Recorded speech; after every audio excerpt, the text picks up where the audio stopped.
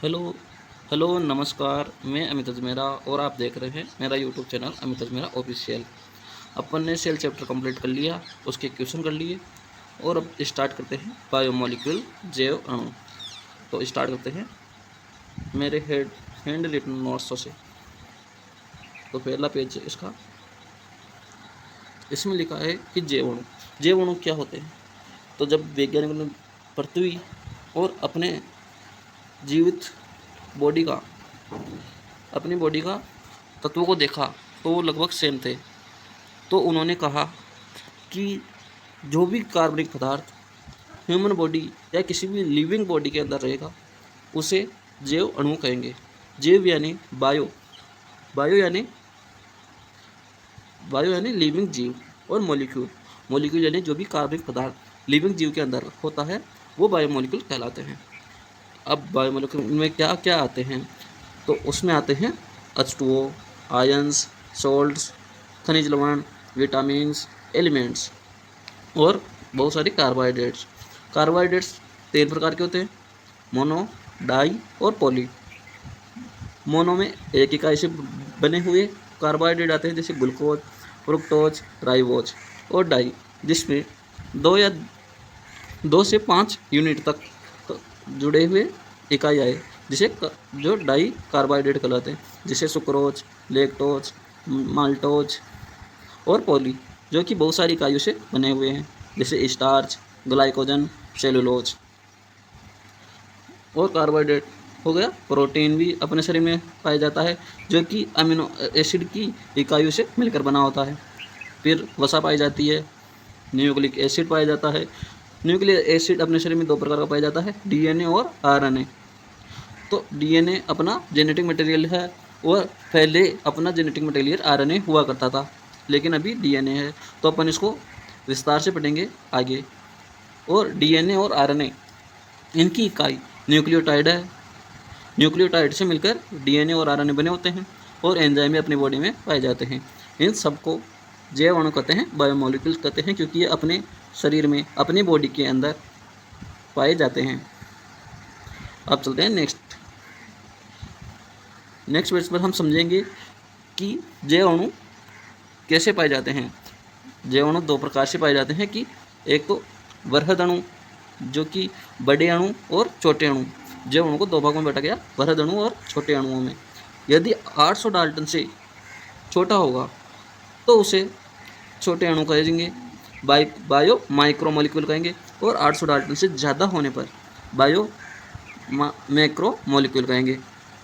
अब डाल्टन क्या होता है, जब अपन बायो के अंदर किसी भी कार्बनिक पदार्थ का, जैसे अपन सेब को 1 kg में नापते हैं, उसी प्रकार बायो के अंदर बायोमोलिक्यूल्स को डाल्टन में मापते हैं, इसलिए यहाँ पर 800 डाल्टन आया है। तो अब इसमें पढ़ते हैं कि बायो माइक्रोमोलिक्यूल्स और बायो मैक्रोमोलिक्यूल्स में क्या क्या आते हैं। बायो माइक्रो में आते हैं lipid, H2O, ions, salts, elements, mono and di saccharides जो कि कार्बोहाइड्रेट है। फिर अमीनो एसिड और न्यूक्लियोटाइड। अमीनो एसिड तो प्रोटीन की इकाई है और न्यूक्लियोटाइड न्यूक्लिक एसिड की इकाई है। तो प्रोटीन की इकाई और न्यूक्लिक एसिड की इकाई बायो माइक्रो मॉलिक्यूल्स में आती है, जबकि खुद प्रोटीन, पॉलीसेकेराइड, न्यूक्लिक एसिड और एंजाइम ये बायो मैक्रो मॉलिक्यूल में आते हैं। तो अपन ने यहाँ पर सीखा कि अपने बायोमोलिक्यूल्स को 2 प्रकार से डिवाइड किया गया है, बायो माइक्रोमोलिक्यूल और बायो मैक्रोमोलिक्यूल। अब चलते हैं आगे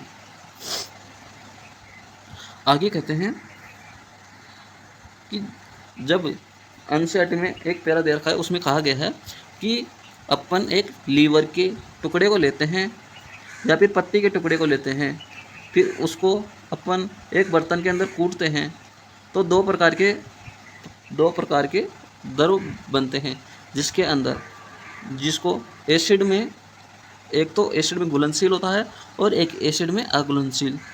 तब जब अपन उसको एसिड से गुजारते हैं उस पूरे लिक्विड को, तब जो एसिड में घुल जाता है उसे तो निश्चयंद कहते हैं, और जो एसिड में नहीं घुलता है वो आगे चला जाता है, उसे रिटेंटेड, जो रिटेंटेड यानी कि नहीं छनता है। अब जो एसिड में घुलनशील होता है वो कौन होंगे? माइक्रोमोलिक्यूल, क्योंकि छोटे अणु जल्दी छन जाएंगे, और मैक्रोमोलिक्यूल्स जो कि एसिड के अंदर नहीं घुलेंगे। तो माइक्रो के अंदर आता है H2O, खनिज लवण, ions, salts, di and monosaccharide, amino acid और न्यूक्लियोटाइड। ये तो एसिड में घुलनशील है, एसिड में घुलकर नीचे आ जाएंगे छनकर। जबकि macromolecules protein, enzyme, nucleic acid, वसा, ग्लाइकोजन, स्टार्च और सेल्यूलोज। ये स्टार और सेल्यूलोज तो पॉलीसेकेराइड है जो कि वृहद अणु है, और जो एसिड में अघुलनशील है, जो ऊपर ही रह जाएंगे छानने पर। अब आप बोले कि यहाँ पर वसा आई है। वसा तो माइक्रोमोलिक्यूल्स है, लेकिन वसा एक सिंगल अणु के रूप में नहीं रहती। जब एक सिंगल अणु के आसपास बहुत सारे वसा के कण पाए जाते हैं, जिससे कि वसा का मॉलिक्यूल मैक्रोमोलिक्यूल्स में बदल जाता है। अब एक सिंगल वसा को देखेंगे, वो तो रहेगा माइक्रोमोलिक्यूल्स, लेकिन ये सिंगल मॉलिक्यूल्स के रूप में नहीं पाया जाता। ये मैक्रोमोलिक्यूल अर्थात संगठित होकर पाया जाता है, इसलिए ये ऊपर ही रह जाता है, इसलिए ये एसिड में अघुलनशील के अंदर आता है। तो अब चलते हैं न्यूक्लिक एसिड पर। अब अपन जो भी जैव अणु है, जो भी बायोमोलिक्यूल्स है, उनको डिटेल में अध्ययन करेंगे। उसमें पहला है न्यूक्लिक एसिड। यह कार्बनिक तत्व है। कार्बनिक तत्व से कहेंगे जिसके फॉर्मूला में, जिसके रासायनिक सूत्र के अंदर कार्बन की मात्रा पाई जाती हो। फिर कहता है कि जैव वृहद अणु है। तो अपन ने पीछे लेक्चर में पढ़ा था, पीछे स्लाइड में पढ़ा था कि जैव अणु को दो भागों में बांटा गया था, वृहद अणु और छोटे माइक्रोमोलिक्यूल्स और मैक्रोमोलिक्यूल्स। तो ये मैक्रोमोलिक्यूल है क्योंकि इसका वजन 800 डाल्टन से ज़्यादा है। और जो मैक्रोमोलिक्यूल है वो अम्ल में अघुलनशील होते हैं, रिटेंटेट होते हैं, और यह बहुलक है क्योंकि जब एक इकाई बहुत सारी इकाइयाँ जुड़कर न्यूक्लिक एसिड बनाती है तो वो बहुलक का रूप बहुलक कहलाती है। अर्थात जैसे न्यूक्लियोटाइड, एक न्यूक्लियोटाइड दूसरे न्यूक्लियोटाइड से, उसी प्रकार तीसरा न्यूक्लियोटाइड, चौथा न्यूक्लियोटाइड, जब बहुत सारे न्यूक्लियोटाइड जुड़ते हैं तब न्यूक्लिक एसिड बनता है, तो ये न्यूक्लियोटाइड का पॉलीमर कहलाता है। और इसमें अपन ने नीचे फॉर्मूला लिख रखा है कि न्यूक्लियोटाइड को n बार जोड़ने पर न्यूक्लिक एसिड का निर्माण होता है। तो अब चलते हैं आगे। अब आगे पढ़ते हैं कि न्यूक्लिक एसिड अम्लीय होता है, एसिडिक होता है, क्योंकि इसके अंदर फॉस्फोरिक अम्ल पाया जाता है। अब फॉस्फोरिक अम्ल क्या होता है? अम्लीय, तो इसलिए न्यूक्लिक एसिड अम्लीय होता है। वैसे भी न्यूक्लिक एसिड आ रहा है, तो एसिड खुद के ही नाम में एसिड आ रहा है, तो ये अम्लीय हुआ। फिर कहते हैं कि यह दो प्रकार का होता है, डीएनए और RNA. DNA deoxy ribo nucleic acid और राइबो न्यूक्लिक एसिड। यहाँ पर डीऑक्सी लगाया गया है क्योंकि एक ऑक्सीजन हटा दिया जाता है। डीऑक्सी, डी यानी हटा देना, ऑक्सी यानी ऑक्सीजन को, और यहाँ पर राइबो न्यूक्लिक एसिड। जब राइबो न्यूक्लिक एसिड से ऑक्सीजन को माइनस कर दिया जाता है, एक ऑक्सीजन को माइनस कर दिया जाता है, तब DNA deoxy ribo nucleic acid बनता है। अब इनके अंदर पढ़ लेते हैं कि डीएनए डबल स्टैंडर्ड होता है और आरएनए सिंगल स्टैंडर्ड। ये प्रति समांतर होते हैं और 3 प्राइम से 5 प्राइम की ओर होते हैं, और आरएनए केवल सिंगल स्टैंडर्ड होता है 3 प्राइम से 5 प्राइम। यह पहले जेनेटिक मटेरियल था और अभी भी इन वायरस यानी कि अभी भी वायरस में जेनेटिक मटेरियल का काम करता है, जो कि राइबो वायरस अर्थात रेट्रो वायरस के अंदर होता है, जिसके रेट्रो का मतलब होता है री माने रिवर्स, ट्रो यानी ट्रांसक्रिप्टेज एंजाइम की सहायता से आरएनए वापस डीएनए के अंदर चेंज होकर अपना जेनेटिक मटेरियल बनाता है और प्रोटीन का निर्माण करता है वायरस के अंदर। तो अपन देखेंगे कि डीएनए से प्रोटीन कैसे बनता है और आरएनए से प्रोटीन कैसे बनता है। तो डीएनए डबल स्टैंडर्ड होता है। तो डीएनए से ट्रांसक्रिप्शन एंजाइम की सहायता से ट्रांसक्रिप्ट आम आरएनए का निर्माण करता है। फिर इसका ट्रांसलेशन होता है जिससे प्रोटीन का निर्माण होता है। और जब अपन वायरस के अंदर देखते हैं, रेट्रोवायरस में देखते हैं, तो उसके अंदर रिवर्स ट्रांसक्रिप्टेज एंजाइम पाया जाता है जो कि आरएनए को डीएनए में बदलता है। फिर डीएनए से ट्रांसक्रिप्टेज एंजाइम की सहायता से एमआरएनए में, और एमआरएनए से प्रोटीन का निर्माण होता है। तो अपन ने सीखा कि डीएनए से प्रोटीन का निर्माण ट्रांसक्रिप्टेज एंजाइम की सहायता से पहले एमआरएनए, फिर एमआरएनए से उसका ट्रांसलेशन होकर, ट्रांसलेशन कौन करता है? राइबोसोम। उसका ट्रांसलेशन होकर प्रोटीन का निर्माण होता है। उसी प्रकार आरएनए में रिवर्स ट्रांसक्रिप्टेज एंजाइम की सहायता से आरएनए डीएनए में बदलता है। फिर डीएनए ट्रांसक्रिप्टेज एंजाइम की सहायता से एमआरएनए में बदलता है, और एमआरएनए प्रोटीन का निर्माण करता है। तो अब पढ़ते हैं न्यूक्लियोटाइड। तो न्यूक्लिक एसिड की अपन ने पढ़ा था कि न्यूक्लिक एसिड की इकाई न्यूक्लियोटाइड है। अब देखेंगे न्यूक्लियोटाइड में क्या क्या स्ट्रक्चर पाई जाती है, न्यूक्लियोटाइड कैसा होता है। तो न्यूक्लियोटाइड में 3 चीज़ें पाई जाती है, पेंटोज शुगर, नाइट्रोजन बेस और फॉस्फेट ग्रुप। जब ये तीनों चीज़ें एक साथ होती है तो न्यूक्लियोटाइड कहलाती है। और जब ये दोनों पेंटोज शुगर और नाइट्रोजन बेस जुड़ती है तो न्यूक्लियोसाइड बनाती है। तो अपन इसको ऐसे याद रख सकते हैं कि जब पेंटोज शुगर और नाइट्रोजन बेस ही होते हैं तो न्यूक्लियोसाइड, साइड के अंदर SIDE होता है। तो S और न्यूक्लियोटाइड जिसके अंदर T होता है, तो S पहले आता है T से। तो जब 2 चीज़ें जुड़ती है, पेंटोज शुगर और नाइट्रोजन बेस, तब साइड बनता है न्यूक्लियोसाइड, और S पहले भी आता है। 3 चीज़ें जुड़ती है जिसके अंदर फॉस्फेट ग्रुप भी ऐड हो जाता है, तब T आता है, यानी कि T बाद में आता है जब तीसरी चीज़ आती है।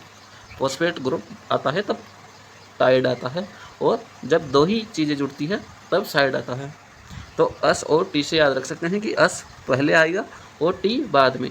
जो पहले आएगा उसमें 2 ही चीज़ें आएगी, पेंटोज शुगर और नाइट्रोजन बेस, और जो बाद में आएगा उसमें फॉस्फेट ग्रुप और ऐड हो जाएगा।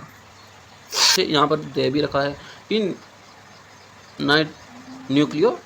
न्यूक्लियोटाइड में न्यूक्लियोसाइड प्लस फॉस्फेट ग्रुप, और न्यूक्लियोसाइड होता है, न्यूक्लियोटाइड में से फॉस्फेट ग्रुप को निकाल दो। तो ऐसे भी क्वेश्चन पूछे जाते हैं नेट के अंदर, ऐसे ऑप्शन देकर कि न्यूक्लियोटाइड में क्या क्या होता है, फिर ऑप्शन दे देगा भाई न्यूक्लियोसाइड प्लस फॉस्फेट, और ये नहीं देगा तो इसको और खोल के दे देगा जिसमें pentose sugar plus nitrogen base भी लिख देगा। उसी प्रकार इधर भी इसको खोल के लिख देगा कि इसमें क्या क्या पाया जाता है। तो इसको याद रखना। तो चलते हैं नीचे।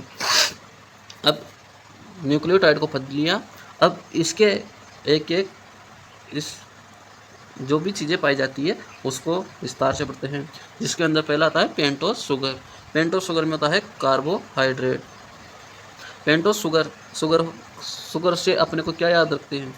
शुगर यानी कार्बोहाइड्रेट, जो कि है मोनोसेकेराइड। अब ये दोनों न्यूक्लिक एसिड आरएनए और डीएनए में 2 प्रकार का पाया जाता है, क्योंकि आरएनए के अंदर एक ऑक्सीजन ज़्यादा होता है और डीएनए के अंदर एक ऑक्सीजन कम होता है। तो इसका फॉर्मूला आरएनए के अंदर तो CnH23ON होता है, 2NON होता है। उसी प्रकार डीएनए के अंदर इसका फॉर्मूला होता है CnH2NON-1।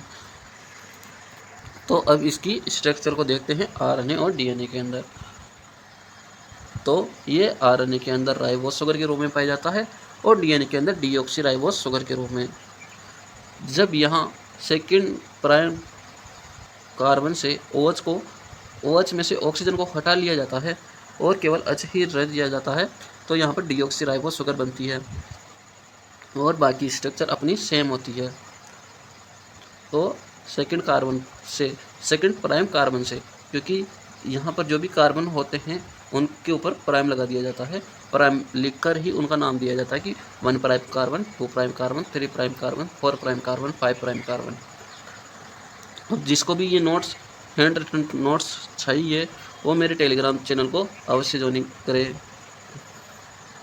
उसका नाम है अमित अजमेरा ऑफिशियल। इसको ज्वाइन करें जिससे आपको नोट्स मिलेंगे, क्वेश्चनों की PDF मिलेगी और भी बहुत कुछ मिलेगा। आप इसको टेलीग्राम से ज्वाइन करें। तो अब चलते हैं न्यूक्लियोटाइड के सेकंड प्रोडक्ट पर। न्यूक्लियोटाइड का सेकंड पाया जाता है फॉस्फोरिक एसिड। फॉस्फोरिक एसिड क्या होता है? H3PO4 minus. तो H3PO4 में से जब एक H माइनस कर दिया जाता है तो H2PO4 माइनस बचता है। उसी प्रकार H2PO4 माइनस में से एक और H निकाल दिया जाए तो HPO4-2 बचता है, और इसमें से एक और H निकाल दिया जब PO4-3 बचता है, और इसे ही कहते हैं फॉस्फोरिक एसिड। एसिड का मतलब क्या होता है कि जिस कंपाउंड में से हाइड्रोजन हटता है वो एसिडिक होता जाता है। उसी प्रकार H3PO4, ये H3PO4, H2PO4-, HPO4-2 ये भी फास्फोरिक एसिड है। इनमें से कुछ भी आ जाए तो अपने को इनको फास्फोरिक एसिड ही करना है। अब चलते हैं नाइट्रोजन बेस पे। नाइट्रोजन बेस दो प्रकार के होते हैं, एक तो प्यूरिन और एक पिरिमिडीन। प्यूरिन होता है जिसमें 2 रिंग पाई जाती है, और पिरिमिडीन होता है जिसमें 1 रिंग पाई जाती है। ये नाइट्रोजन बेस है, इसमें 2 रिंग पाई जाती है और इसमें 1 रिंग पाई जाएगी। प्यूरिन के अंदर 2 चीज़ आती है, एडेनिन और गुआनिन, जो कि डीएनए और आरएनए दोनों के अंदर पाए जाते हैं। पिरिमिडीन में 3 चीज़ें आती है, cytosine, thymine, uracil. Cytosine DNA और आरएनए दोनों में पाई जाएगी, थाइमिन केवल डीएनए में और यूरेसिल केवल आरएनए में पाई जाती है। तो ये दोनों याद रखना है कि थाइमिन किस में पाई जाती है और यूरेसिल किस में होगी। अब चलते हैं अपन डीएनए पर।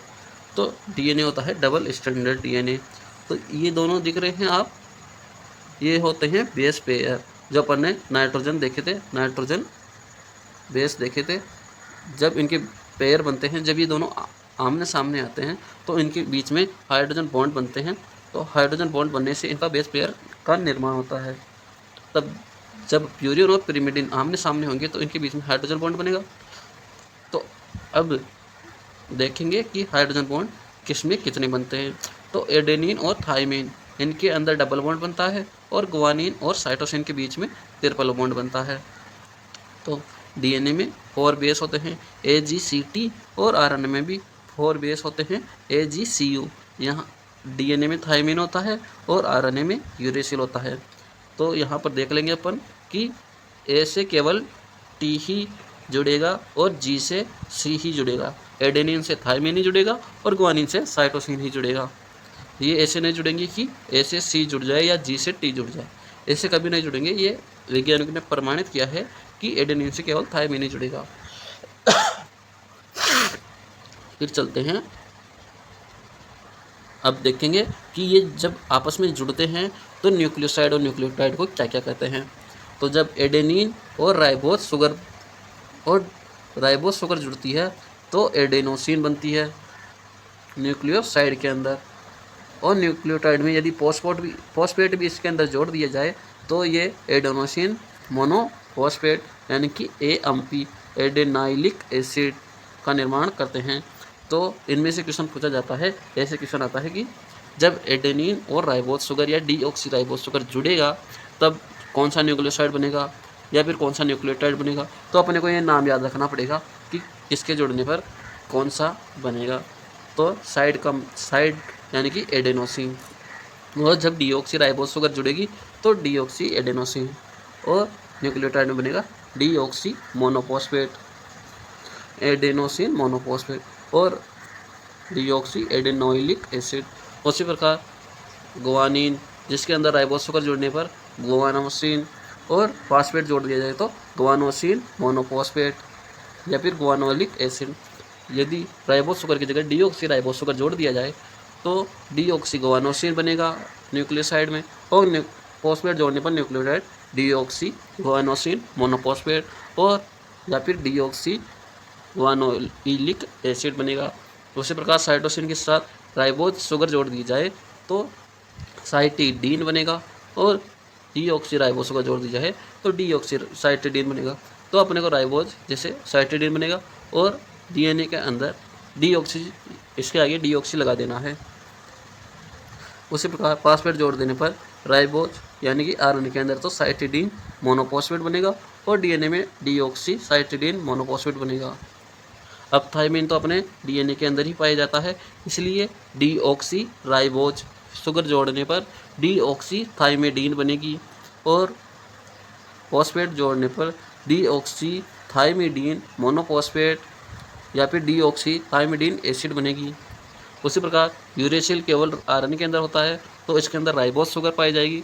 राइबोज शुगर जोड़ने पर तो यूरिडीन बनेगी और इसके अंदर फॉस्फेट जोड़ने पर यूरिडीन मोनोफॉस्फेट या फिर इसको कहेंगे यूरिडोनिक एसिड। अब यहाँ पर थायमीन है, तो थायमीन की मीनिंग के अंदर अपने को ये डिफरेंस याद रखना है कि जब THY आए थायमीन की मीनिंग के अंदर तब ये नाइट्रोजन बेस होगा, यदि THI आए तो ये विटामिन होगा। तो ऐसे दो थायमीन आपको नज़र आए तो आप इंग्लिश के अंदर जाओगे और Y और I को चेक करोगे कि कौन सा Y है और कौन सा I। यदि बेस पूछे तो उसके अंदर Y वाला थायमीन आएगा और विटामिन पूछे तो उसके अंदर I वाला थायमीन आएगा। अब अपने को 3 क्वेश्चन दे रखे हैं और ऐसे ही क्वेश्चन पूछे जाते हैं बायोमॉलिक्यूल्स में। तो इसमें पूछा गया है विषम बताओ। तो इन चारों ऑप्शनों को देखो और इनमें बताओ कि 3 तो सेम है, सेम कैटेगरी के हैं और एक अलग है। तो इसमें तो अपन ने कर रखा है, मेरे हैंड रिटन नोट्स है इसलिए अभी तो हो रखे हैं सोल्व, लेकिन अपने को एग्ज़ाम में ऐसे क्वेश्चन पूछेंगे तब अपने को उनके आगे ऐसे न्यूक्लियोसाइड ऐसे नाम लिख देना है और उन विषम बताओ ऐसे क्वेश्चन आए तो उस ऑप्शन को चुनना है जो कि उन तीनों से अलग हो। जैसे यहाँ पर साइटोसिन क्या है, नाइट्रोजन बेस है और ये बाकी तीनों क्या है, न्यूक्लियोसाइड है। तो ऐसे क्वेश्चन इस सारणी से पूछे जाएंगे अपने को कि 3 नाम या तो इस लाइन में से दे देंगे या फिर इस लाइन में से दे देंगे और एक नाम इसमें से दे देगा, या फिर 3 नाम इसमें से दे देंगे या एक नाम इसमें से दे देगा। फिर अपने को उनमें इसको पहचानना है कि कौन सा क्या है, और जब 3 सेम हो जाएंगे और एक डिफरेंस हो जाएगा तो उसको विषम मान लेना है कि वो विषम है। जैसे यहाँ पर थायमीन, तो थायमीन क्या है, THI, यहाँ पर I है तो ये नाइट्रोजन बेस है और एडेनिन भी नाइट्रोजन बेस है, साइटोसिन भी नाइट्रोजन बेस है और यूरेसिल भी नाइट्रोजन बेस है। तो अपने को इस मीनिंग के अंदर याद रखना था कि THY आता तो ये भी नाइट्रोजन बेस होता था, लेकिन यहाँ पर I है तो ये विटामिन है। उसी प्रकार ये थर्ड क्वेश्चन देखो, यहाँ पर भी THY आ गया तो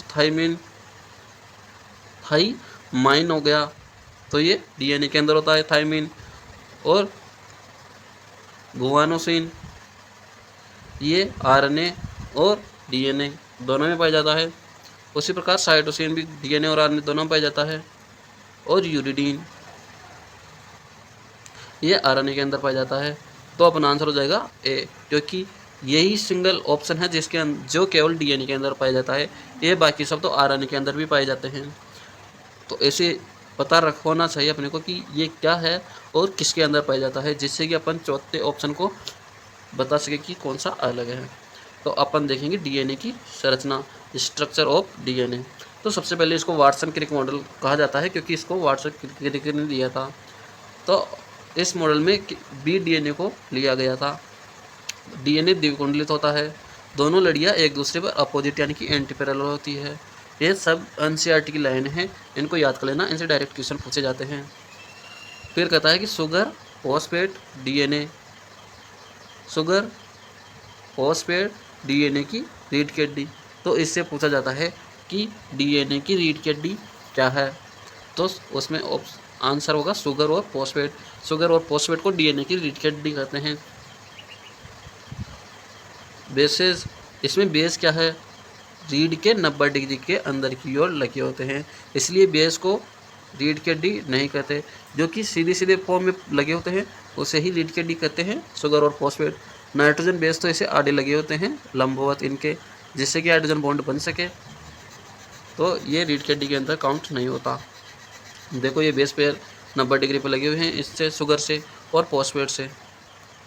तो ऐसा अपना DNA होता है, जहाँ पर शुगर होता है उसके पीछे फॉस्फेट ग्रुप से 2 शुगर जुड़ी हुई होती है और शुगर से नाइट्रोजन बेस जुड़ा होता है जिसके बीच में हाइड्रोजन बॉन्ड होता है। तो यहाँ पर डाई एस्टर बॉन्ड से दो शुगर आपस में जुड़ी होती है। एक शुगर के पास फॉस्फो एस्टर बंध होता है और दो शुगर के पास डाई फॉस्फो एस्टर बंध होता है। और नाइट्रोजन बेस और शुगर ग्लाइकोसिडिक बॉन्ड से बंधी होती है, जो यहाँ पर लिखा हुआ है ग्लाइकोसिडिक बॉन्ड। और ये फॉस्फो एस्टर बंध, जब दोनों को ले तब फॉस्फो डाई एस्टर बंध करेंगे। और ये जब नाइट्रोजन और नाइट्रोजन बेस के बीच में जो बॉन्ड बनते हैं उन्हें कहते हैं हाइड्रोजन बॉन्ड। तो अब देखेंगे कि डीएनए के टाइप, डीएनए कितने प्रकार के होते हैं। वैसे तो डीएनए 5 प्रकार के होते हैं, लेकिन अपने शरीर के अंदर, अपने जेनेटिक मटेरियल के अंदर वो अपन वीडीएनए को लेते हैं।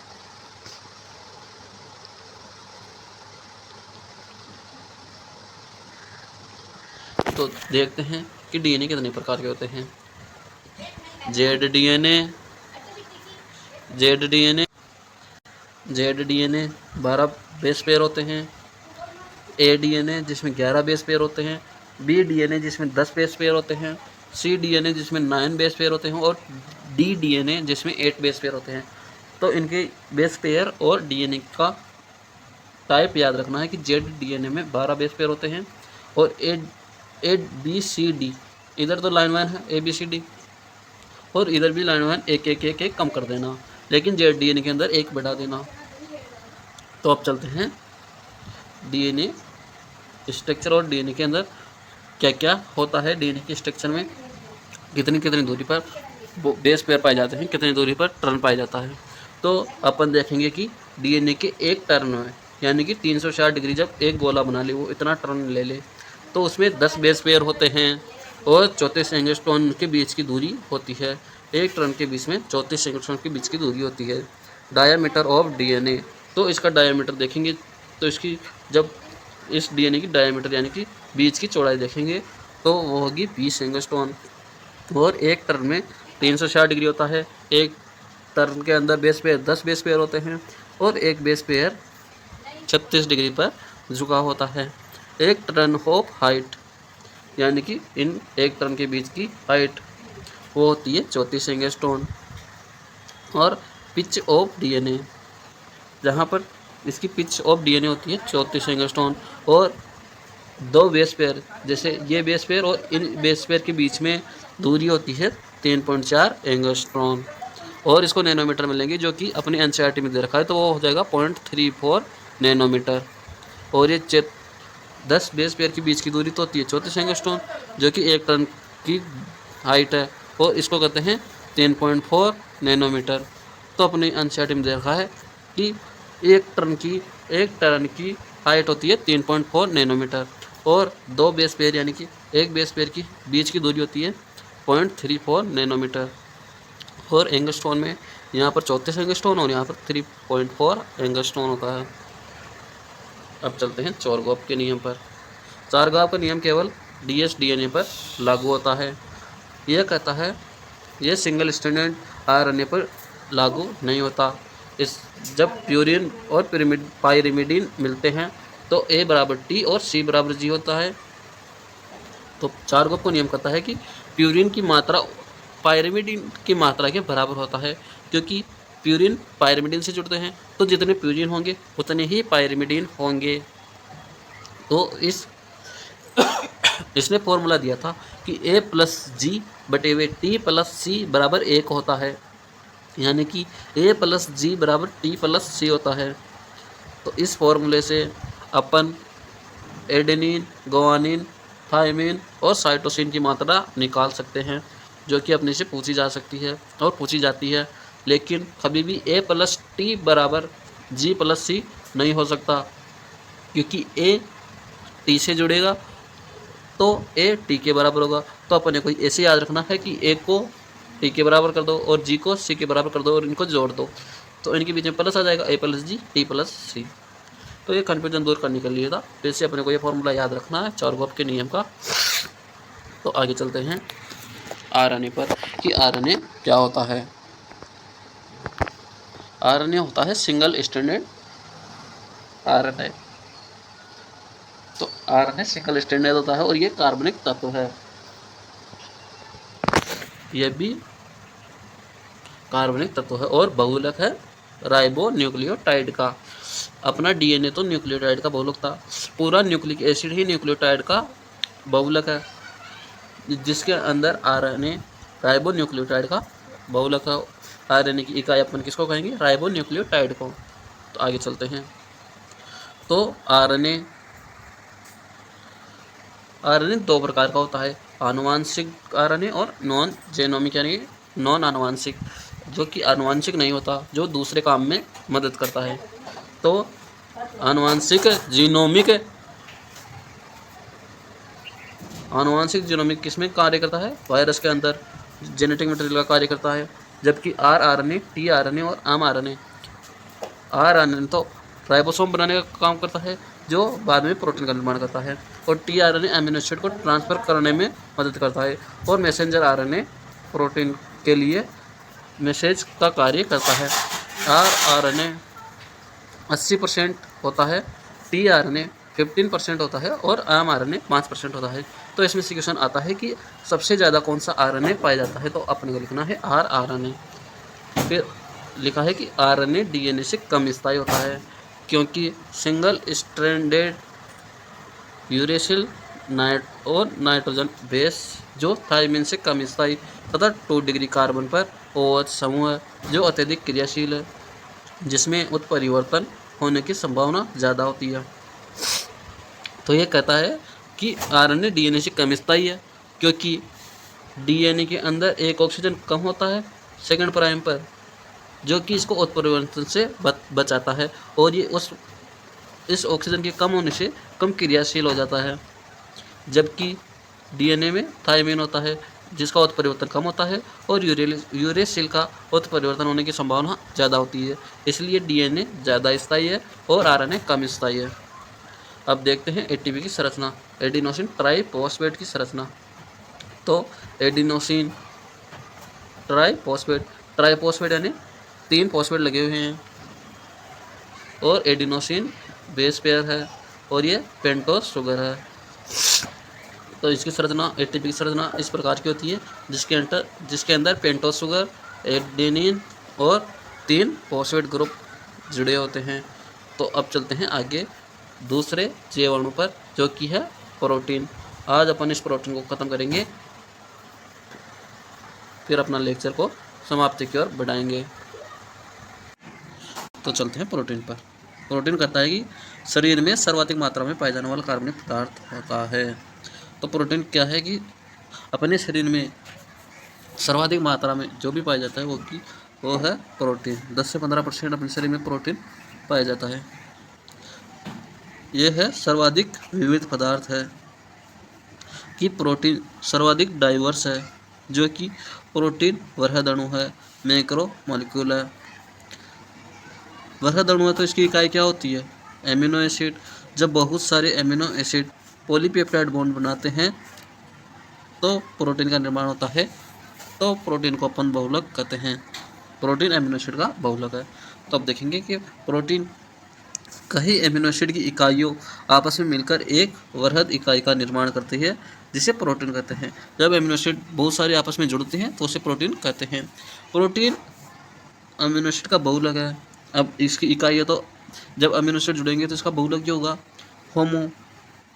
जब समान अमीनो एसिड जुड़े तो उसे होमो प्रोटीन कहेंगे, और जब विषम प्रकार के अलग अलग प्रकार के अमीनो एसिड जुड़कर प्रोटीन का निर्माण करेंगे उससे कहेंगे हेट्रो प्रोटीन। अब अमीनो एसिड 20 प्रकार के होते हैं, और 20 प्रकार के अमीनो एसिड होते हैं तो वो अलग अलग 20 प्रकार के अमीनो एसिड जुड़कर प्रोटीन का निर्माण करते हैं। इसलिए प्रोटीन को हेटेरोपॉलीमर कहते हैं, विषम बहुलक कहते हैं। अब पढ़ते हैं अमीनो एसिड को। अमीनो एसिड होता है प्रोटीन की आधारभूत इकाई। प्रोटीन जिससे बना होता है वो है अमीनो एसिड। अब अमीनो एसिड क्या होता है? यह है अल्फा कार्बन पर जब COOH और NH2 H और R बंद बनते हैं तो इससे कहते हैं अल्फा अमीनो एसिड। तो अल्फा अमीनो एसिड क्यों कहते हैं?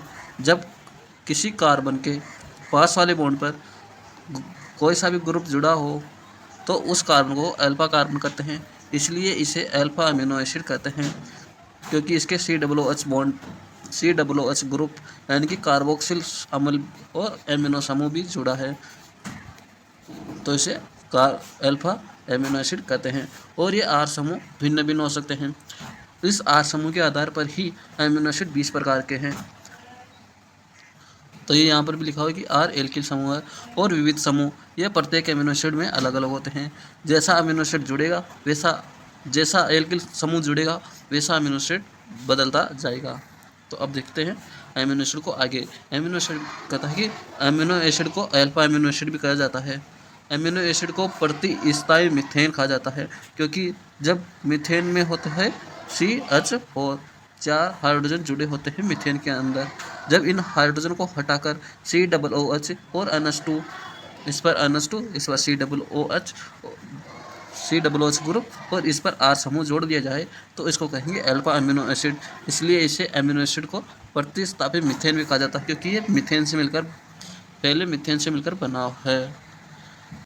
अब अपन देखेंगे कि अमीनो एसिड का गुण कैसा होता है। अमीनो एसिड उभयधर्मी होता है। तो अब उभयधर्मी क्या होता है? जो एसिड की तरह भी कार्य करे और बेस की तरह भी कार्य करे, उससे उभयधर्मी कहेंगे। जो ये लिखा हुआ कि क्योंकि ये अम्ल और साथ दोनों की तरह कार्य करता है। तो इसमें COOH अम्लीय समूह भी हो और एसिडिक समूह NH2 ये बेस समूह भी है। तो जब एसिड समूह H+ त्याग देता है तो ये अम्ल की भांति व्यवहार करेगा और NH2 बेस समूह H+ ग्रहण कर लेगा तो ये क्षार की भांति व्यवहार करेगा। तो जब H+ का त्याग करेगा, इधर जाएगा, तब ये एसिड की भांति व्यवहार करेगा और H+ ग्रहण करेगा तो ये बेस की भांति व्यवहार करेगा। अब चलते हैं आगे। तो अमीनो एसिड को प्रोटॉन का त्याग और ग्रहण करके ज्यूटर आयन का निर्माण करते हैं। तो अपना अमीनो एसिड जिसमें NH2 समूह H+ को ग्रहण करेगा जिससे कि NH3+ बनेगा। इधर NH3+ बनेगा और ये R समूह और ये हाइड्रोजन समूह और ये इसको त्याग करेगा हाइड्रोजन समूह का। ये हाइड्रोजन का त्याग करेगा और ये हाइड्रोजन को ग्रहण करेगा जिससे कि ज्यूटर आयन का निर्माण करेगा।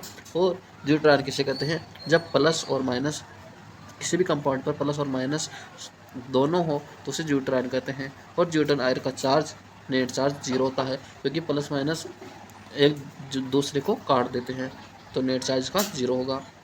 फिर पढ़ते हैं समविभव पृष्ठ, समविभव पोटेंशियल आइसोइलेक्ट्रिक पॉइंट। तो जब अमीनो एसिड जिस pH पर कार्य करता है, pH के जिस मान पर अमीनो एसिड कार्य करता है ज्यूटर आयन के रूप में, तो उसे कहते हैं समविभव बिंदु। तो इस पर क्वेश्चन पूछे जाते हैं ऐसे कि अमीनो एसिड दे रखा है, उसका pH 3 पर वो कार्य करता है, तो इसका PI क्या होगा? तो PI यानी कि समविभव बिंदु क्या होता है? समविभव बिंदु वो होता है कि जिस अमीनो एसिड पर जिस pH पर अमीनो एसिड ज्यूटर आयन के रूप में कार्य करे वही उसका PI होता है। तो ये वाला अमीनो एसिड pH 3 पर ज्यूटर आयन के रूप में कार्य करता है तो इसका PI भी 3 हो जाएगा। फिर आता है नेक्स्ट क्वेश्चन कहता है कि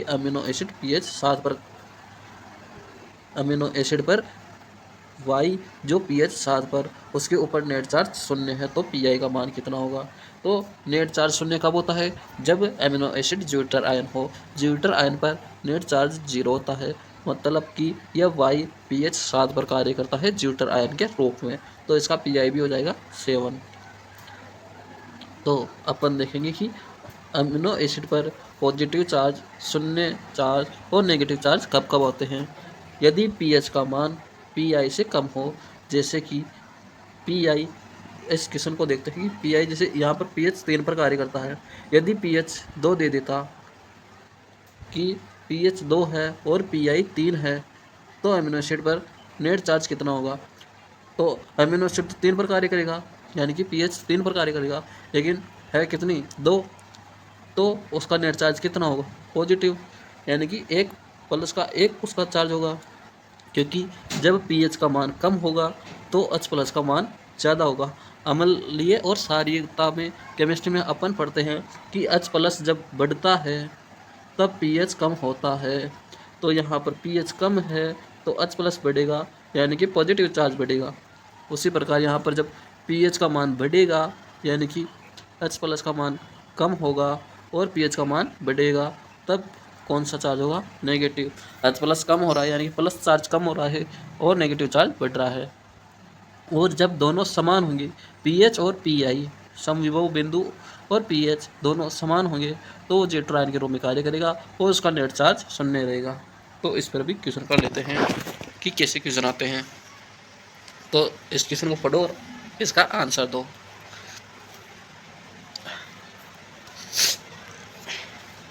तो ये क्वेश्चन कहता है कि ए का PI तो 4 है, ए का PI 4 है, बी का PI 6 है, सी का PI 8 है और अपने को माध्यम का pH दे रखा है 6। माध्यम का pH दे रखा है 6। तो इस 6 pH पर तो ये ज़्यूटर आयन के रूप में कार्य करेगा और इस पर 6 pH तो 6 है और PI 4 है, यानी कि pH ज़्यादा है। pH 4, इसका PI 4 है, यानी कि ये ज़्यूटर आयन के रूप में pH 4 पर कार्य करता है, लेकिन अपने माध्यम का pH तो 6 है, यानी कि pH अपने को ज़्यादा दे रखा है, कितना? 2। तो जब H प्लस कम होता है तब pH ज़्यादा होता है, तो इस पर नेगेटिव चार्ज होगा, यानी कि ए पर नेगेटिव चार्ज होगा -2। और सी को देखते हैं जब अपन, तो इसका PI 8 है और pH 6 है, यानी कि H प्लस की मात्रा सी वाले एमिनो एसिड की ज़्यादा है, तो इस पर +2 चार्ज होगा। तो ए पर ऋणावेश होगा, बी पर 0 और सी पर पॉजिटिव आवेश होगा। तो जिसको समझ में नहीं आए वो दोबारा जाकर पीछे जाकर एक बार और समझ लेना, जिससे कि ये क्वेश्चन हल हो जाए। अपन एक क्वेश्चन और करेंगे वैसे। तो अपने को 3 एमिनो एसिड दे रखे हैं, 3, 5 और 8 इसकी PI है। अपने का माध्यम का pH दे रखा है 5, तो 5 पर तो ये ज़्यूटर आयन के रूप में कार्य करेगा सीधा सीधा, तो इस पर 0 आवेश होगा। और ए वाली एमिनो एसिड का PI 3 है और माध्यम का pH 5 है, यानी कि pH ज़्यादा है PI से। जब pH ज़्यादा हो PI से तो नेगेटिव आवेश आएगा, क्योंकि pH कब ज़्यादा होगा? जब H प्लस कम होगा और नेगेटिव चार्ज ज़्यादा होगा। अपन ने pH वाले चैप्टर में, यानी कि केमिस्ट्री में पढ़ते हैं कि pH और pOH जब H प्लस की मात्रा बढ़ा दी जाती है तो pH कम हो जाता है, अपोजिट चलते हैं ये। और pH बराबर PI इस बी वाले एमिनो एसिड में है, तब ये इसका नेट आवेश 0 होगा। और सी वाले एमिनो एसिड में pH की मात्रा कम हो PI से, क्योंकि इसका PI है 8 और इसका pH है 5, तो इस पर पॉजिटिव चार्ज होगा। और जिसको फिर भी समझ में नहीं आए वो सीधा ये रट ले कि pH जब PI से कम दे रखा हो तो पॉजिटिव चार्ज, और pH जब PI से ज़्यादा दे रखा हो तो नेगेटिव चार्ज होगा। तो अब चलते हैं नेक्स्ट, पेप्टाइड बॉन्ड कैसे बनते हैं इसको समझते हैं। तो पेप्टाइड बॉन्ड अमीनो अम्ल के मध्य बनते हैं, क्योंकि प्रोटीन की इकाई है अमीनो एसिड। जब बहुत सारे अमीनो एसिड जुड़ते हैं तब प्रोटीन का निर्माण होता है, और वो जुड़ते किससे हैं? पेप्टाइड बॉन्ड से। पेप्टाइड बॉन्ड क्या है? सहसंयोजक बंध। जब 2 अमीनो एसिड के बीच में H2O की हानि होती है, H2O निकलता है, तब पेप्टाइड बॉन्ड बनता है। और ये पेप्टाइड बॉन्ड ट्रांसफॉर्म में बनता है, इसकी ट्रांस व्यवस्था होती है। ट्रांस व्यवस्था मतलब C डबल बॉन्ड O और NH अपोजिट साइड में हो, जैसे इसमें दे रखा है। और ये इसका एग्जाम्पल अपन पढ़ लेते हैं किस प्रकार ये पेप्टाइड बॉन्ड बना रखा है। तो ये 2 अमीनो एसिड है, ये यहाँ से लेकर यहाँ तक 2 अमीनो एसिड है, फिर ये तीसरा अमीनो एसिड और आ गया। इन दोनों के बीच में H2O को निकाल दिया, तो इनके बीच में NH और CO के बीच में बॉन्ड बनेगा, जो कि अपोजिट हो गए। C डबल O बॉन्ड इधर बनेगा तो NH का बॉन्ड उधर बनेगा, तो इसे ट्रांस व्यवस्था कहते हैं। तो ऐसे इस बॉन्ड को कहेंगे पेप्टाइड बॉन्ड, इस बॉन्ड को कहेंगे पेप्टाइड बॉन्ड। तो अन अमीनो एसिड के जुड़ने पर N-1 पेप्टाइड बॉन्ड का निर्माण होता है, क्योंकि जब 2 अमीनो एसिड जुड़ेंगे तब एक पेप्टाइड बॉन्ड का निर्माण होगा, यानी कि जितने अमीनो एसिड जुड़ेंगे उससे एक कम पेप्टाइड बॉन्ड का निर्माण होता है। तो यहाँ पढ़ लिया अपन ने। अब आता है क्वेश्चन, अब क्वेश्चन पे चलते हैं। क्वेश्चन कहता है कि 3 अमीनो एसिड दे रखे हैं ट्राईपेप्टाइड, जो कि ट्राईपेप्टाइड का निर्माण करते हैं। प्रत्येक अमीनो एसिड का भार 100 dd है, यानी कि 100 डाल्टन है। तो ट्राईपेप्टाइड का कुल भार कितना होना चाहिए? तो अपने को देखने और सुनने में लगता है कि 3 अमीनो एसिड है। जब 3 अमीनो एसिड जुड़ेंगे तो एक का भार होगा 100, फिर 3 के हो जाएंगे 300, तो टोटल भार आएगा 300 डाल्टन। लेकिन ये गलत है, क्योंकि इनके बीच में H2O का भार तो निकलेगा ना। पेप्टाइड बॉन्ड बनाने के लिए H2O की हानि होती है और H2O बाहर निकलता है, तो उसका भार क्यों जुड़ेगा? H2O बाहर निकलेगा तो H2O के भार को माइनस कर देंगे, तो टोटल भार आएगा 264, यानी कि इस ऑप्शन के हिसाब से 300 dd से कम। और ऐसे ऑप्शन आए कि 300 dd से कम, 300 dd से अधिक, तो अपने को सीधा आंसर वो पकड़ना है। जैसे यहाँ पर 3 अमीनो एसिड दे रखा है और प्रत्येक का है 100 dd, तो अपने को तीनों के जोड़ लेने हैं कि 300 आएगा, या सादा सादा जोड़े तो, लेकिन H2O की हानि होती है इसलिए 300 से कम हो जाएगा। तो ऐसे आंसर आए तो वहाँ पर अपने को टोटल जोड़ लेना है और उससे कम वाले को टिक कर देना है, इसे निकालने की ज़रूरत नहीं पड़ेगी। जैसे यहाँ पर केवल भार कितना होगा ये पूछा है, ऑप्शन नहीं दे रखे तो अपने को निकालना ही पड़ेगा। यहाँ पर 6 अमीनो एसिड दे रखे हैं, 6 गुणा 150 है प्रत्येक का भार, तो 150, तो 6 पंजन 30 और 3 6 एकम 6 3 900 dd हो गया ऐसे तो टोटल, लेकिन 900 dd से कम होगा क्योंकि इनमें से H2O का भार भी तो निकलेगा, तो टोटल निकलकर 810 dd हो जाएगा। अब चलते हैं अमीनो एसिड का वर्गीकरण। अमीनो एसिड का वर्गीकरण होता है इसके आर समूह के आधार पर। जैसा आर समूह लगेगा वैसा अमीनो एसिड का प्रकार हो जाएगा। तो अपन पहला प्रकार देखते हैं इसको ध्रुवीय आवेश के रूप में। जैसे आर समूह को और NH3 ग्रुप दे दिया जाए या फिर और COO- माइनस ग्रुप दे दिया जाए तो क्या होगा? जब NH3 प्लस दे दिया जाए तो ये सारी अमीनो एसिड हो जाएगा, और COO- माइनस दे दिया जाए तो ये अम्लीय अमीनो एसिड हो जाएगा। तो सारी अमीनो एसिड क्यों हो जाएगा? क्योंकि NH3 प्लस दिया और एक COO- माइनस, और इसके पास हो गए 2 CS NH3 प्लस, यानी कि H प्लस COO- माइनस, यानी कि कार्बोक्सिलिक एसिड का समूह कम हो गया और सारे समूह ज़्यादा हो गए, तो ये सारे हो जाएगा। और इसके एग्जाम्पल है अमीनो एसिड के आर्जिनिन, लाइसिन और हिस्टिडीन, जो कि आर्जिनिन सर्वाधिक सारी है और हिस्टिडीन मिनिमम बेस है। और अम्लीय अमीनो एसिड में अम्लीय क्यों जाता है? क्योंकि इसमें कार्बोक्सिलिक समूह बढ़ जाता है और सारी समूह कम रह जाता है, तो यहाँ प्लस आएगा NH3 प्लस, तो नेट चार्ज हो जाएगा नेगेटिव। तो इसके एग्जाम्पल है एस्पार्टेट, इसको एस्पार्टिक एसिड भी कहते हैं, और ग्लूटामेट जिसको ग्लूटामिक एसिड भी कहते हैं। तो अपने को क्वेश्चन ऐसे पूछा जाएगा कि कौन सा सारी समूह, कौन सा अमीनो एसिड सारी है, कौन सा अमीनो एसिड अम्लीय है। तो अपने को इनको याद रखना पड़ेगा कि सारे अमीनो एसिड कौन से हैं और अम्लीय अमीनो एसिड कौन से हैं। अब चलते हैं नेक्स्ट आर समूह के आधार पर अमीनो एसिड को देखने पर। तो आर समूह को देखने पर तो इसको जोड़ा गया है ध्रुवीय अनचार्ज के आधार पर। तो आर समूह को यदि ध्रुवीय के आधार पर जोड़ दिया जाए, जैसे सीरीन में होता है OH समूह जो कि हाइड्रोजन बॉन्ड बनाता है H2O के अंदर, तो ये वाटर सोल्यूबल है। तो इसी प्रकार इसके थ्रियोनिन, एस्पार्जिन, ग्लूटामिन और सिस्टीन इसके एग्जाम्पल है। तो इनके एग्जाम्पल बहुत ही इंपॉर्टेंट है कि ध्रुवीय कौन है, कौन वाटर में सोल्यूबल है, तो ऐसे क्वेश्चन पूछे जाएंगे। उसी प्रकार यदि आर समूह एरोमेटिक हो तो उसके एग्जाम्पल है फिनाइल एलेनिन, ट्रिप्टोफेन और टायरोसिन। उसी प्रकार यदि आर समूह नॉन पोलर हो, यानी कि वाटर में नॉन सोल्यूबल, तो इसके एग्जाम्पल पूछे जाएंगे ऐसे कि वाटर में कौन घुलनशील है।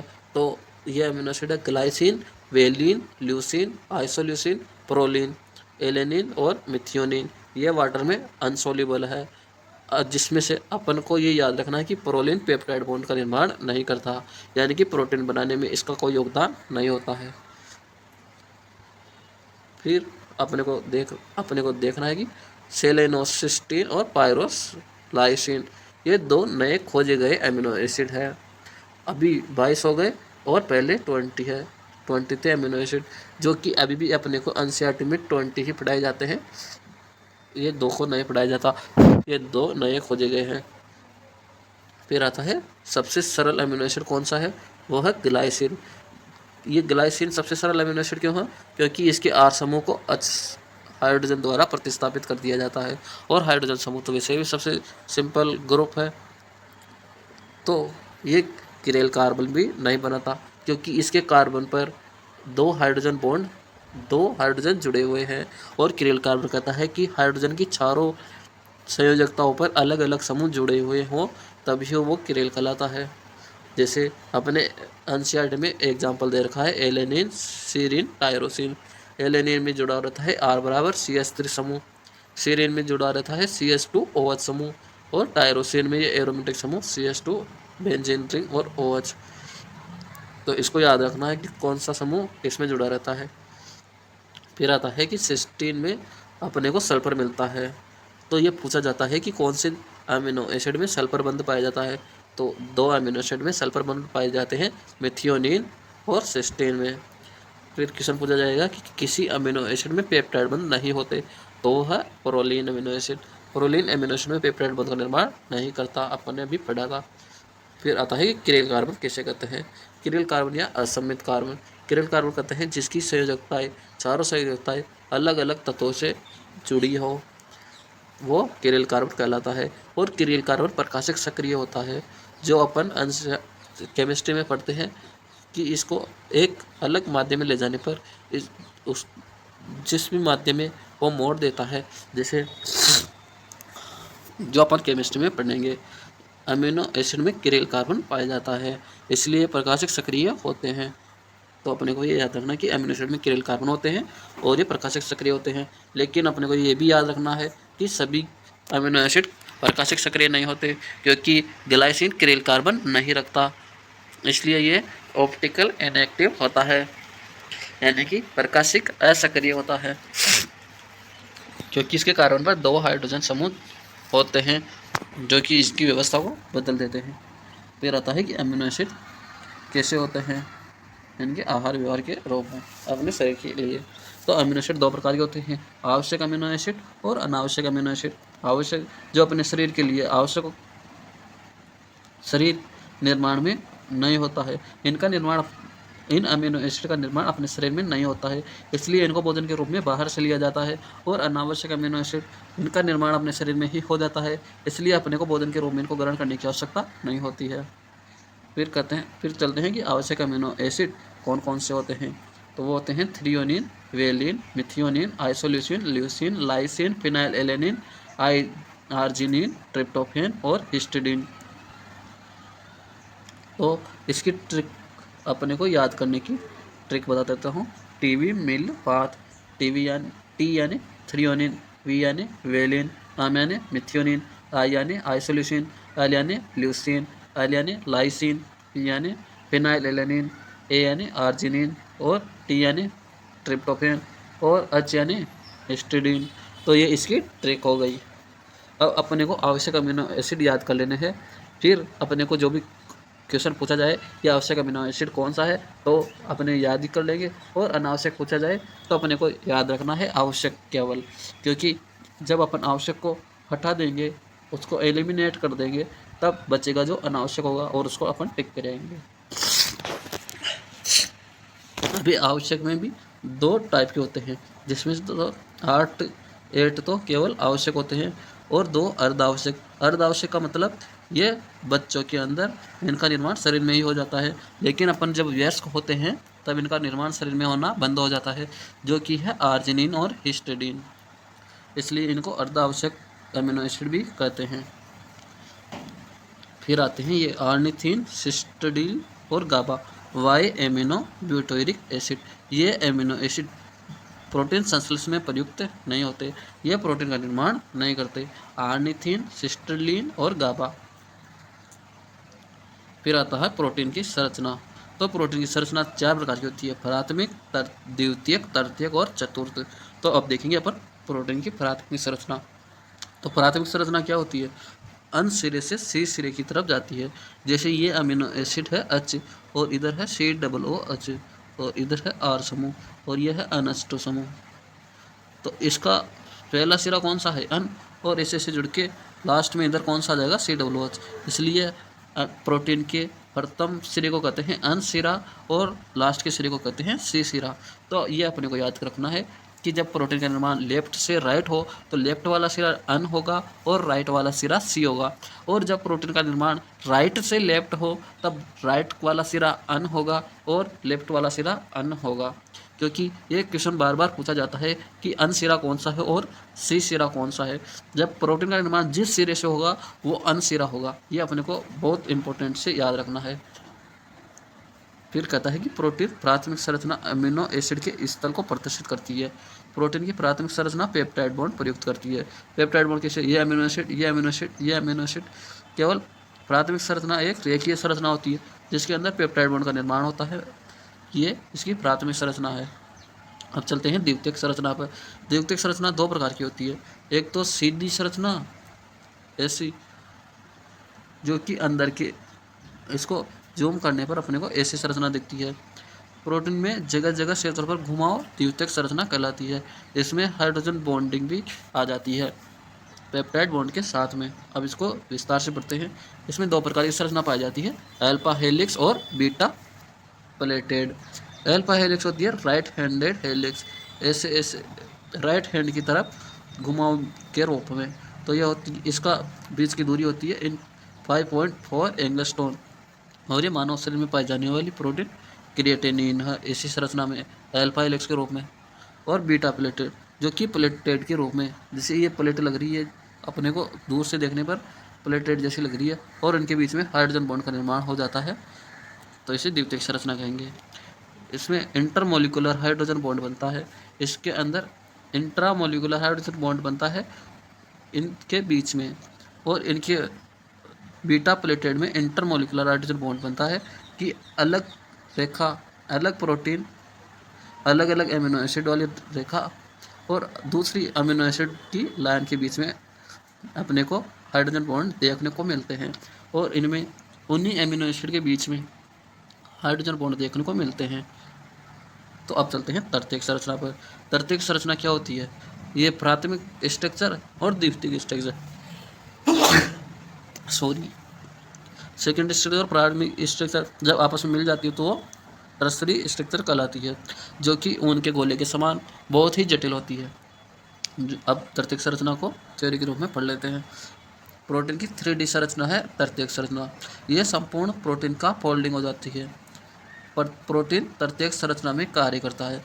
अब यहाँ से क्वेश्चन पूछा जाता है कि कोई सा भी प्रोटीन किस रूप में, किस संरचना में कार्य करता है, तो वो तृतीयक संरचना में कार्य करता है।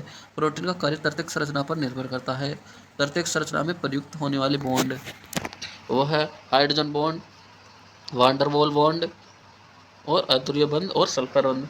तो ये पूछा जा सकता है कि तृतीयक संरचना में, टर्सरी स्ट्रक्चर में कौन कौन से बॉन्ड पाए जाते हैं। तो अपने को याद रखने हैं कि कौन कौन से नए बॉन्ड बन जाते हैं। जैसे प्राइमरी स्ट्रक्चर में केवल पेप्टाइड बॉन्ड बनते हैं, सेकेंडरी स्ट्रक्चर में हाइड्रोजन बॉन्ड बनते हैं, और तृतीयक स्ट्रक्चर में वांडरवॉल, अध्रुवीय और सल्फर बॉन्ड और आ जाते हैं। तो अपनी प्रोटीन की क्रियाशीलता किस पर निर्भर करती है, तृतीयक संरचना पर।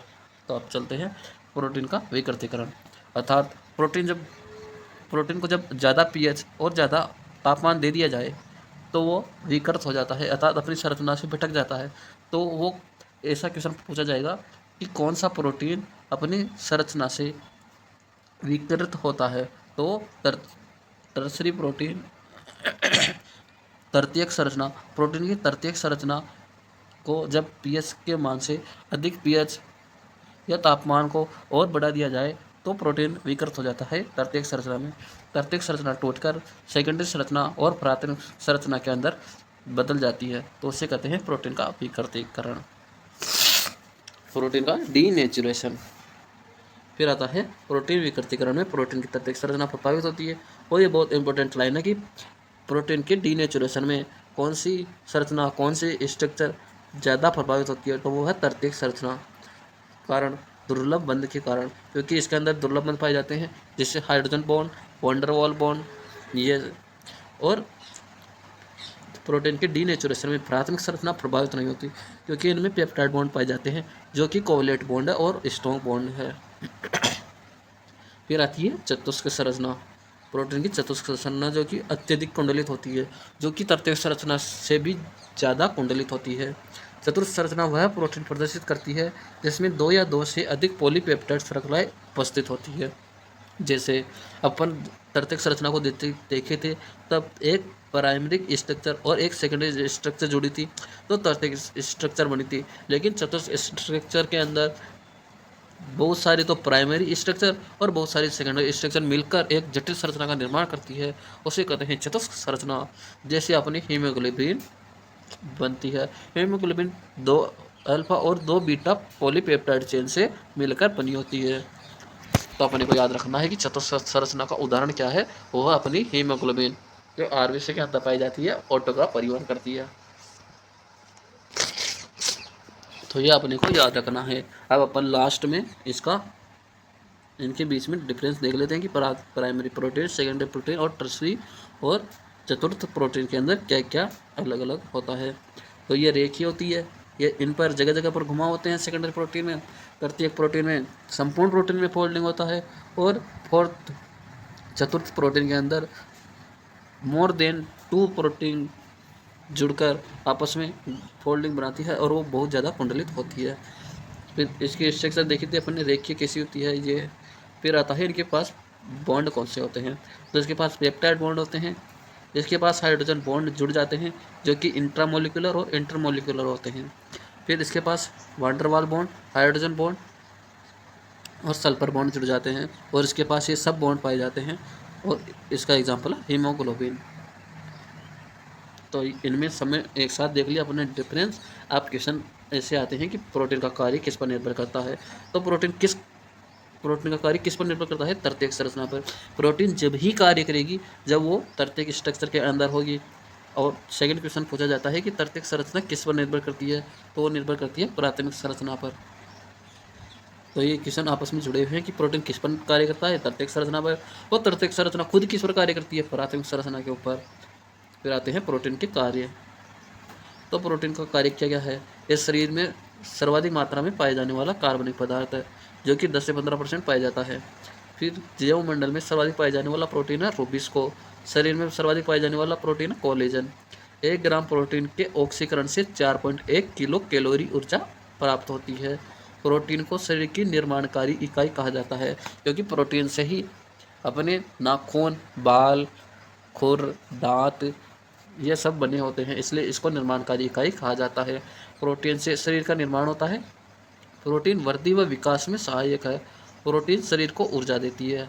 वयस्क की तुलना में छोटे बच्चों को सर्वाधिक प्रोटीन की आवश्यकता होती है क्योंकि बच्चों में विकास हो ही रहा होता है और वयस्क में लगभग विकास हो चुका होता है, इसलिए छोटे बच्चों को प्रोटीन की ज़्यादा आवश्यकता होती है। उनमें प्रोटीन की ज़्यादा खपत होती है, उनमें ज़्यादा संरचनाएं बनानी होती है शरीर को, इसलिए उनको प्रोटीन की आवश्यकता ज़्यादा होती है। उसी प्रकार एक वयस्क व्यक्ति को 50 से 60 ग्राम प्रोटीन को ग्रहण करने की आवश्यकता होती है प्रतिदिन। फिर आता है प्रोटीन का वर्गीकरण। इसके कार्य के आधार पर प्रोटीन किस किस प्रकार के रूप में कार्य करती है। तो संरचनात्मक प्रोटीन होता है जो कि यांत्रिक सहारा और मजबूती प्रदान करने में सहायक होती है। इसका एग्जाम्पल है क्रिएटिनिन जो कि नाखून, बाल, खुर, पंख, पक्षियों के पंख में मिलती है। इसमें सल्फर बंध पाए जाते हैं और सल्फर बंध की मात्रा बढ़ने से बाल घुंघरालू हो जाते हैं। तो जिनके भी बाल घुंघरालू हो जाते हैं बिना मशीन के, वो नेचुरली घुंघरालू होते हैं, उनमें सल्फर की मात्रा ज़्यादा होती है। फिर है इसका दूसरा एग्जाम्पल कोलेजन जो कि बोन्स, स्नायु, लिगामेंट के अंदर होता है जो अपनी बोन्स को बनाए रखने, ये नाम क्या है, संरचनात्मक प्रोटीन जो संरचना स्ट्रक्चर बनाने के काम में आता है। फिर है इलास्टिन प्रोटीन पाया जाता है मांसपेशियों में और उपास्थियों में। फिर सेकंड रूप आता है प्रोटीन का परिवहन प्रोटीन, अर्थात जो प्रोटीन परिवहन का कार्य करता है, ट्रांसपोर्ट का कार्य करता है, जैसे हीमोग्लोबिन और मायोग्लोबिन। हीमोग्लोबिन क्या करता है, अपने आरबीसी के अंदर ऑक्सीजन का परिवहन करता है और मायोग्लोबिन भी मांसपेशियों के अंदर ऑक्सीजन का परिवहन करता है। ये एक हीमोग्लोबिन 4 O2 के अणुओं को ले जा सकता है, लेकिन एक मायोग्लोबिन एक ही O2 का परिवहन कर सकता है। तो इनमें डिफरेंस याद रखना कि एक हीमोग्लोबिन 4 ऑटो को ले जा सकता है और एक मायोग्लोबिन 1 ऑटो को ले जा सकता है। फिर आता है परिवहन प्रोटीन। परिवहन प्रोटीन के अंदर साइटोक्रोम, ये भी होता है माइटोकॉन्ड्रिया के अंदर, जो कि इलेक्ट्रॉन का परिवहन करता है और एटीएस चक्र में अपनी भूमिका अदा करता है। फिर आता है ग्लूट4 ग्लूकोज ट्रांसफर में। ग्लूट4 भी एक प्रोटीन है जो कि कोशिका के बाहर एक मैसेंजर के रूप में कार्य करता है, जो ग्लूकोज को सेल के अंदर ट्रांसपोर्ट कराने में सहायक होता है। यदि ग्लूट4 में कोई खराबी हो जाती है तो मधुमेह रोग हो जाता है, जो कि अपन आगे पढ़ेंगे। फिर आता है डिफेंस प्रोटीन, यानी कि सुरक्षात्मक प्रोटीन। जैसे अपने शरीर की एंटीबॉडी का निर्माण भी प्रोटीन से होता है, उसमें होती है ग्लाइकोजन प्रोटीन। फिर होता है फाइब्रिनोजन, जो कि मांसपेशियों अपनी पेशियों के अंदर होता है। फाइब्रिनोजन अपने ब्लड के अंदर होता है, मांसपेशियों में नहीं, ब्लड के अंदर होता है, जो कि जहाँ पर अपने को लग जाती है, रक्त का बहाव होता है, वहाँ पर रक्त को रोकने में, रक्त का थक्का बनाने में सहायक होती है फाइब्रिनोजन। और फिर आता है थ्रियोनिन डीएमिनेज, ये टमाटर में कीटों के भक्षण को रोकती है। अर्थात जब कीट टमाटर को खाने आते हैं तो थ्रियोनिन डीएमिनेज कीटों के पेट में जाता है और कीटों का भक्षण कर लेता है, कीटों को मार देता है। फिर आता है प्रोटीन एंजाइम के रूप में भी कार्य करते हैं। ये जीव रासायनिक क्रियाओं को भी संपन्न कराते हैं। जैसे एंजाइम जैसे अपने पेट के सारे एंजाइम प्रोटीन से ही मिलकर बने होते हैं। लाइपेज, एमाइलेज, पेप्सिनेज, केसिन, जो कि अपने भोजन को पचाने में सहायता करते हैं। फिर आता है ल्यूसिफरेज, ये जैव प्रतिदीप्ति में कार्य करता है। जैव प्रतिदीप्ति क्या होती है? जैव प्रतिदीप्ति उसे कहते हैं जो कि अंधेरे में भी चमकता है, अंधेरे में एक उजाले का कार्य करता है, जैसे जुगनू में होता है। फिर आता है हार्मोनल प्रोटीन। प्रोटीन का कार्य हार्मोनल, अर्थात हार्मोन भी प्रोटीन के ही बने होते हैं। कुछ हार्मोन, पूरे हार्मोन नहीं। जैसे अग्नाशय से ग्रंथि से निकलने वाले हार्मोन ग्लूकागोन और इंसुलिन हार्मोनल प्रोटीन है, और पीयूष ग्रंथि से निकलने वाले हार्मोन भी प्रोटीन के ही बने होते हैं। फिर आता है पेशीय संकोचन। पेशीय संकोचन के अंदर भी प्रोटीन का ही यूज होता है, जैसे एक्टिन और मायोसिन। और अंडे में एल्बुमिन प्रोटीन पाया जाता है। सर्वाधिक प्रोटीन का स्रोत है लेग्यूमिनेली, यानी कि दालों वाले वंश, जैसे सोयाबीन के अंदर सर्वाधिक प्रोटीन पाया जाता है। फिर आता है घुलनशीलता के आधार पर प्रोटीन, तो ग्लोबिन प्रोटीन और फाइब्रस प्रोटीन। ग्लोबिन प्रोटीन जल में घुलनशील होते हैं, जैसे हीमोग्लोबिन, मायोग्लोबिन और हार्मोन प्रोटीन, जो कि जल में घुलनशील होते हैं। जबकि फाइब्रस प्रोटीन जो जल में अघुलनशील होते हैं, जो जैसे संरचनात्मक प्रोटीन, क्रिएटिनिन, कोलेजन और इलास्टिन। यदि अपने नाखून जल में घुल जाए तो अपने नाखून ही नहीं बचेंगे, इसलिए ये फाइब्रस प्रोटीन अर्थात तंतु वाले प्रोटीन में आते हैं, जो कि जल में अघुलनशील होते हैं। तो अपना प्रोटीन और न्यूक्लिक एसिड यहाँ पर समाप्त होता है। फिर अपन नेक्स्ट लेक्चर में पढ़ेंगे एंजाइम, कार्बोहाइड्रेट और फैट। फिर उसके बाद में अपना बायोमोलिक्यूल चैप्टर फिनिश हो जाएगा। फिर अपन बायोमोलिक्यूल के एमसीक्यू करेंगे एक लेक्चर के अंदर, जिससे कि हमारा बायोमोलिक्यूल एक मजबूत पकड़ बना ले अपन उस पर। तो thank you for watching this video अच्छा लगे तो लाइक और चैनल को सब्सक्राइब जरूर करें। थैंक यू, धन्यवाद।